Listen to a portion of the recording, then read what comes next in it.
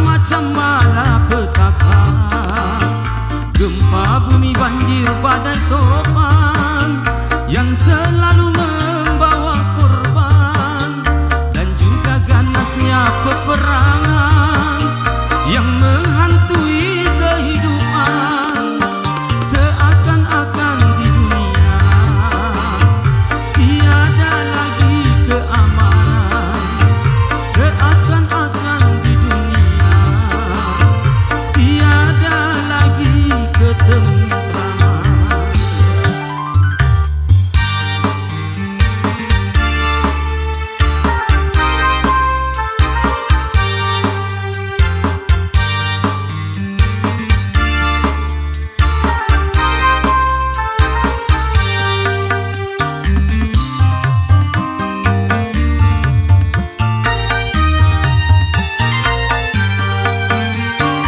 Apakah ini akibat kesombongan manusia karena sudah merasa menundukkan semesta?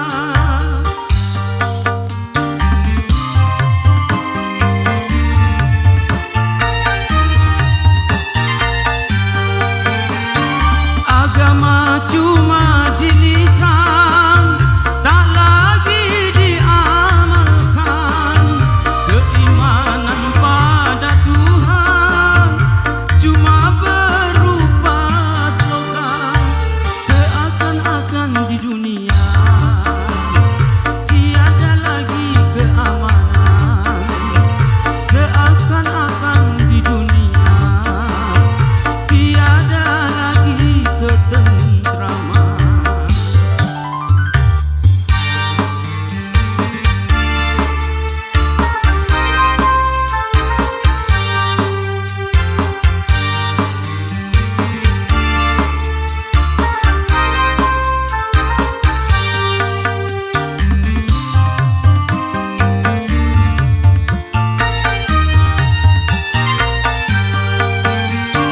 Apakah ini akibat kesombongan manusia karena sudah merasa menundukkan semesta?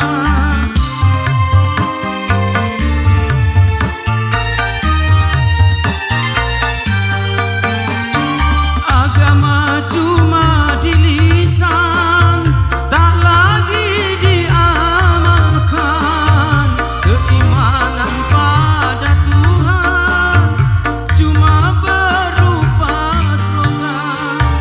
Masih perlukah air mata untuk menangisi dunia yang selalu dilanda bencana, macam-macam malapetaka, gempa bumi, banjir, badai, topan yang selalu membawa korban, dan juga ganasnya peperangan yang menghantui kehidupan.